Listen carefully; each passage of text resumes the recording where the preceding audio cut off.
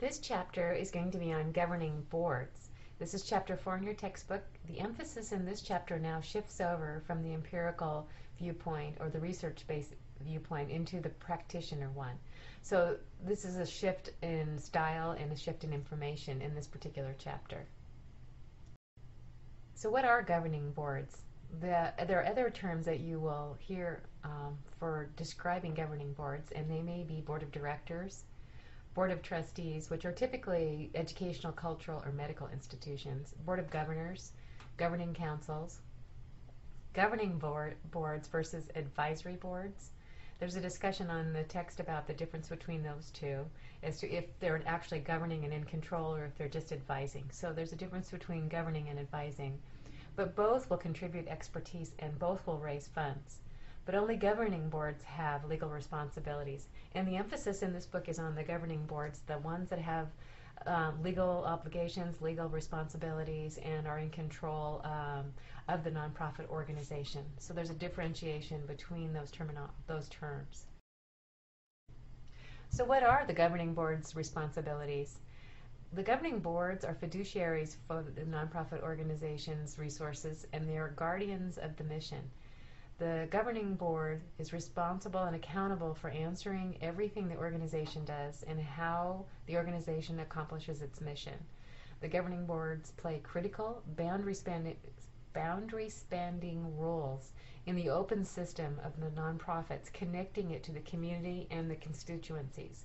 So remember when we talked about organizations, nonprofit organizations as open systems, this is the role that they play, which is boundary spanning, but in an open system to connect the nonprofit to the community and the constituents.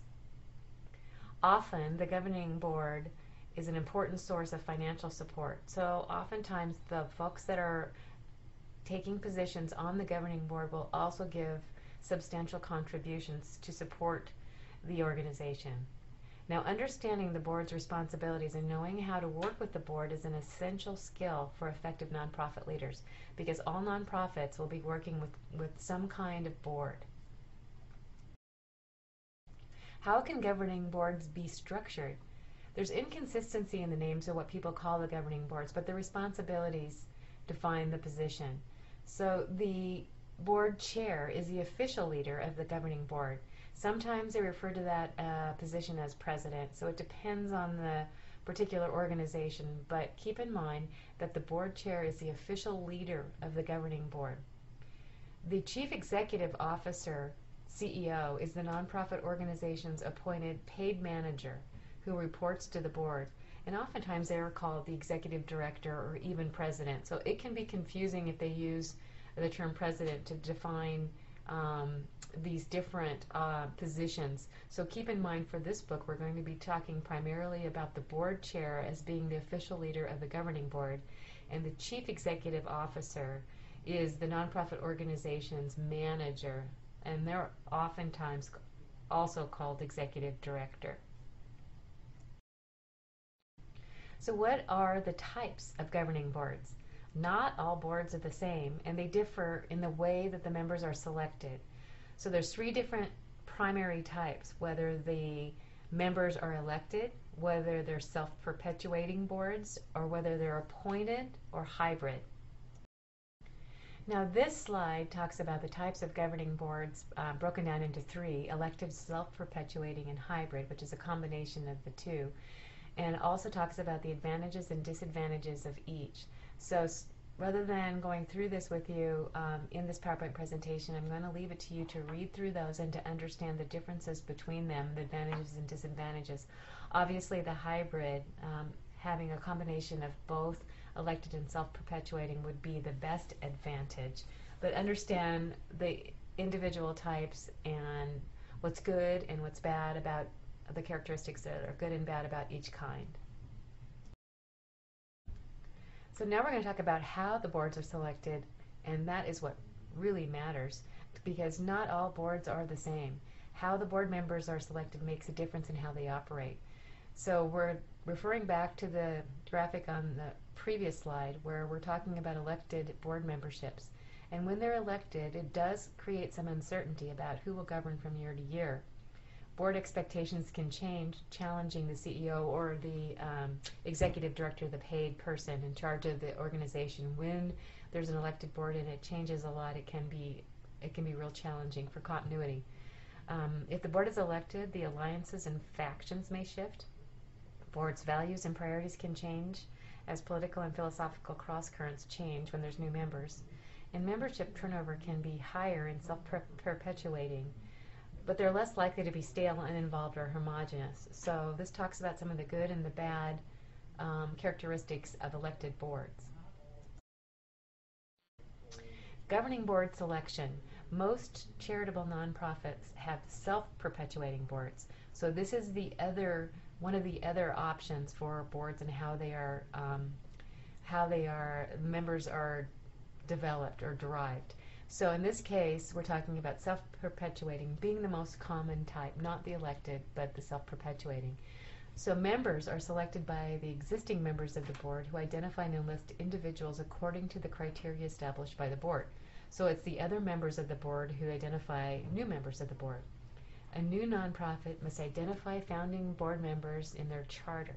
So this is something to know, that when a nonprofit organization is first established, they identify the board members on their charter, the first board members. The founding members of the board then have the authority to develop the bylaws, which specify the total number of board members. The original board members then select the others to join up to a maximum under the bylaws, and then when members leave or the terms are completed, the remaining members then select their replacements. This provides a more stable board. The individuals tend to have longer terms. Membership turnover is slower.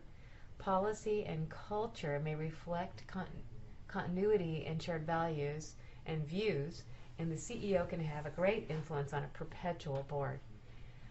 A self-perpetuating board can craft its own members. The advantage is bringing in the needed expertise, and disadvantages that they become unrepresentative of the organization that they serve. They can be too stable, they can lack diversity and become out of touch and complacent, or lax in oversight of the CEO or the other board members.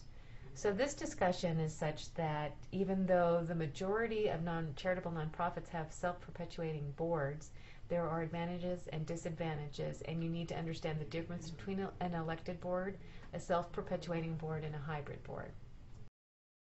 So governing boards have legal responsibilities. You see where the term legal is in italics.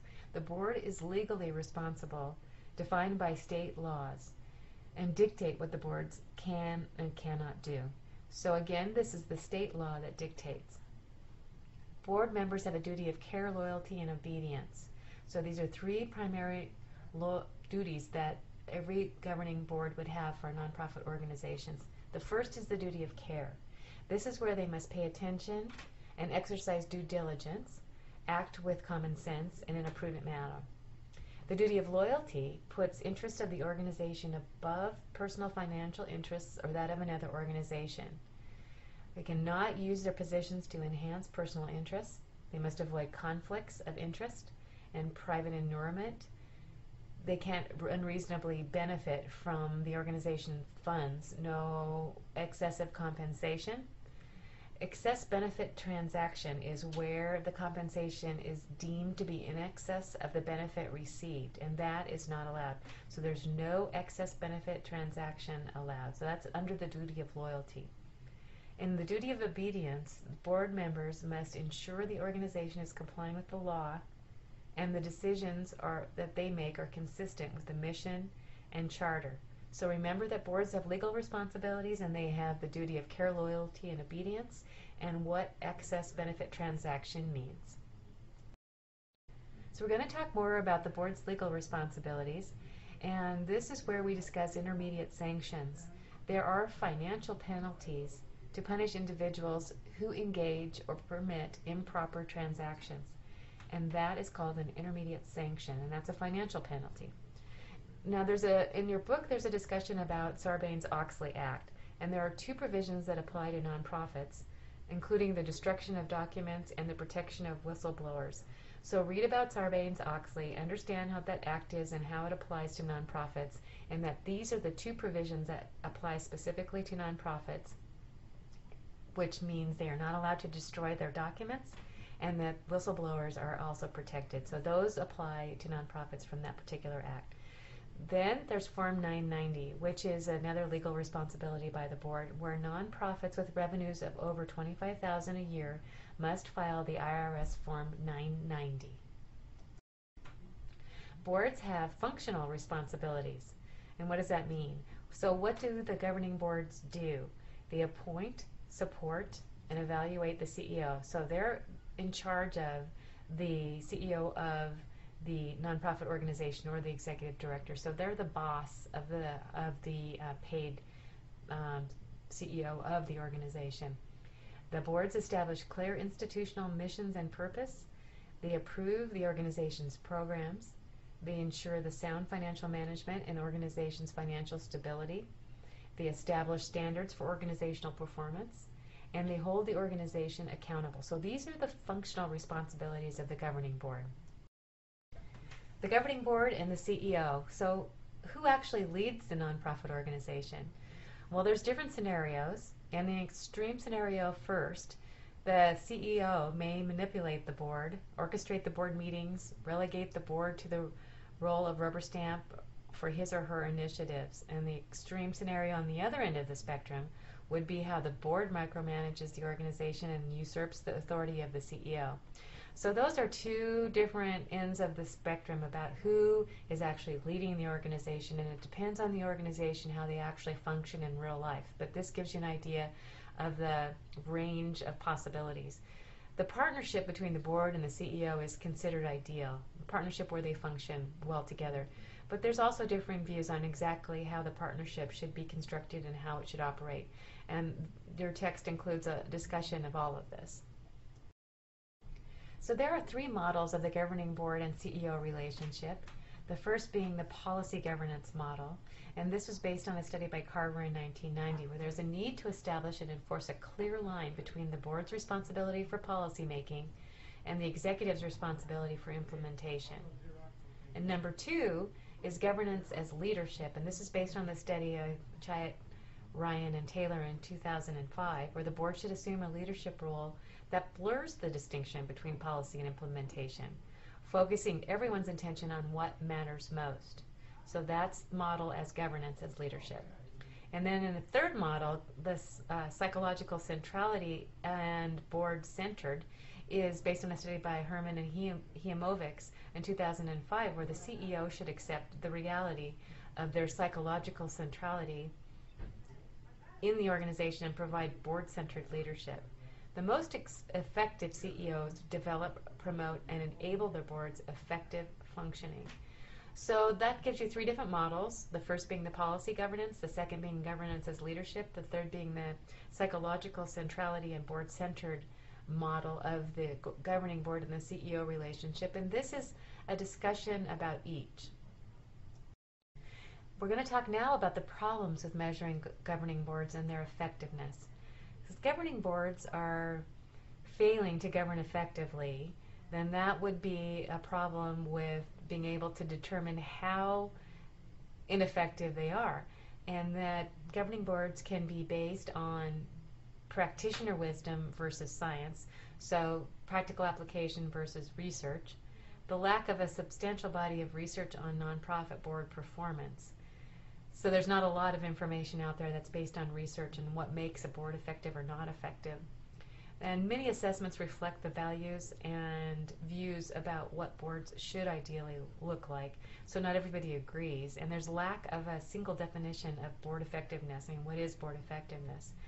Board effectiveness is whatever significant stakeholders think it is, and there's no single objective reality. So we don't have the benchmark in which we can measure when a board is effective and when it is not, based on the research that's available.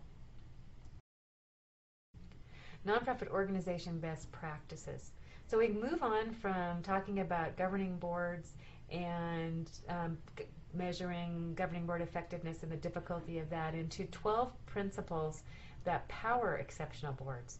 So we've gone talking about the challenges and the difficulties, and then what we're doing now is we're going to be talking about best practices. So there are 12 best practices that the text includes that power exceptional